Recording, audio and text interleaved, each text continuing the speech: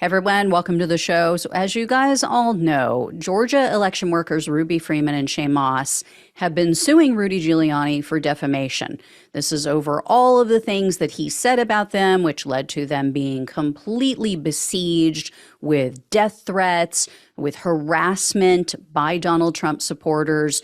Giuliani claimed that they somehow rigged the election, that they had a thumb drive, that they pulled ballots, secret ballots, fake ballots out from under a table and ran them through after people had left.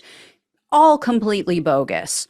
So they sued Giuliani, they sued others, they've settled out of court for undisclosed amounts with other people.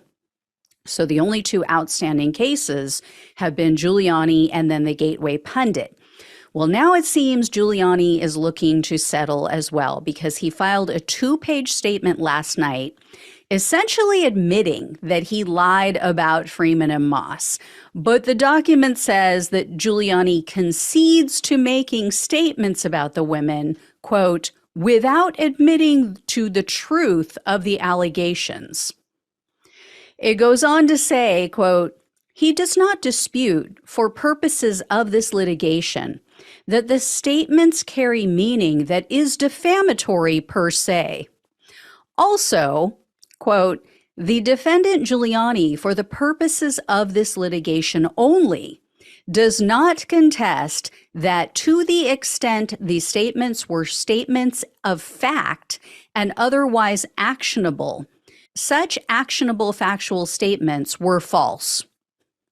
And then the final point in this document states in part that Giuliani, quote, does not contest plaintiff's claim for intentional infliction of emotional distress and other related tort claims. But it adds, quote, this stipulation does not affect Giuliani's argument that his statements are constitutionally protected statements or opinions. So basically he's saying, yeah, the statements I made could be considered to be defamatory, and they could inflict emotional distress. But I'm not saying that I defame them. I'm not saying I inflicted emotional distress on them. That's what you're saying, and I'm not disputing it. Oh, and by the way, it was my First Amendment right to do so, even though I'm not admitting to doing it. So, just so insane. This reminds me, I don't know if you guys remember this, but of that character, Nathan Thurm. It was a character that the actor Martin Short used to do all the time. He's like the nervous, sweaty, chain-smoking attorney who gaslights everyone. So this is all I could think of. This is a clip that I dug up, but this is all I could think of when I was reading Giuliani's statement. Nathan Thurm. We weren't persecuting anyone. Well, you think we were? So funny that you would think that, don't you think? Yes, but you were Senator Joseph McCarthy's right-hand man. I know that. You don't think I know that? I cashed the checks. I'm very aware for who I was working. Who? What about Irving Cohen? I don't know who that is. Well, you prosecuted him. No, I didn't. Yes, you did. Is that what you say or is that what he says? It happens to be a fact. No, it isn't. Now, look, I have here a signed affidavit. Would you care to read it? I don't have to read that. You think my memory is so brief that I wouldn't remember someone I prosecuted? So, yeah, I'm going to start calling Giuliani Thurm.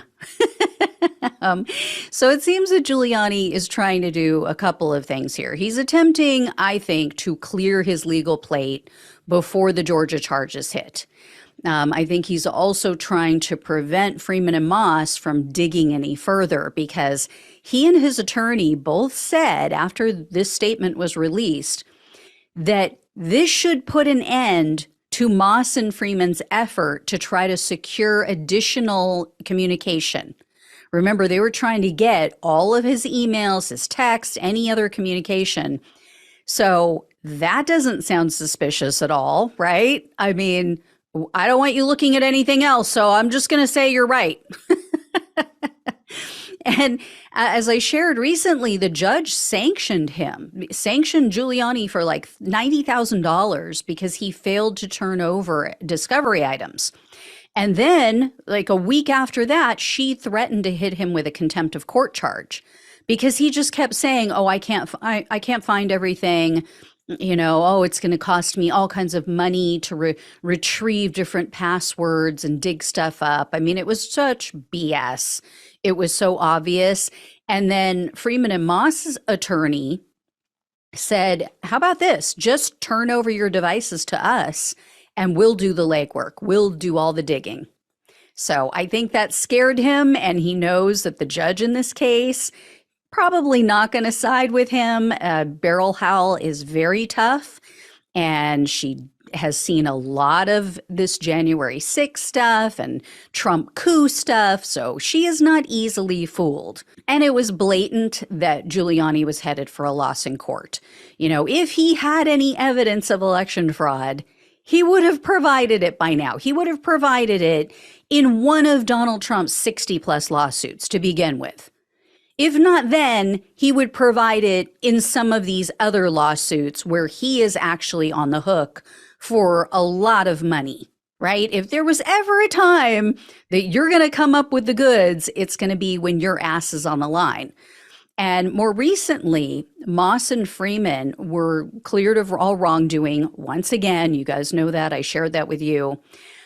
Georgia officials are the ones who cleared them again. And then they also noted in a recent court filing that Trump aide and somewhat attorney Boris Epstein, you guys know all about him. You've heard of him, I'm sure.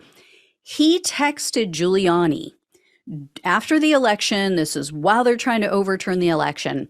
He texted Giuliani and he was asking for examples that were, quote, super easy to explain. And Epstein said in this text, these so-called election fraud examples don't have to be proven. He literally wrote that. They don't have to be proven. It just needs to be easy to understand. When he sent that text to Giuliani, Giuliani responded with these allegations against Freeman and Moss. So again, doesn't need to be real, doesn't need to be proven. It just needs to be easy to understand for MAGA. I mean, what does that say about what they think of their audience, first of all? But yeah, pretty clear they didn't care whatsoever if these allegations were false, if they were destroying people's lives, as long as they had talking points and something to fool their audience and to keep them on the hook and get them all riled up for January 6th or whatever they needed them for. So there you go. Attorney Jenna Ellis has now admitted to making false statements about election fraud. She put that in writing, sworn statement. Attorney Sidney Powell, long ago, if you guys remember, she issued a statement basically saying, you'd kind of have to be an idiot to believe any of the election fraud claims I was making. I mean, it doesn't get more blatant than that.